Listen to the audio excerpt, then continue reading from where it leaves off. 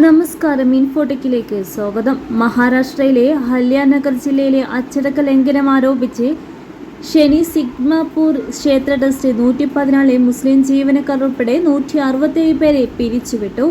ക്ഷേത്ര പരിസരത്തെ മുസ്ലിം ജീവനക്കാരുടെ സാന്നിധ്യത്തിനെതിരെ ഹിന്ദു സംഘടനകൾ അടുത്തിടെ നടത്തിയ പ്രക്ഷോഭങ്ങളുടെ പശ്ചാത്തലത്തിലാണ് നീക്കം.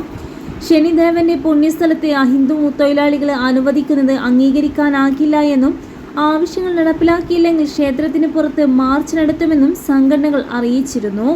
മതപരമായ കാരണങ്ങളല്ല പിരിച്ചുവിടലിന് പിന്നിലെന്ന് ഭാരവാഹികൾ പ്രതികരിച്ചു. മഹാരാഷ്ട്രയിലെ പ്രശസ്തമായ ക്ഷേത്രമാണിത്.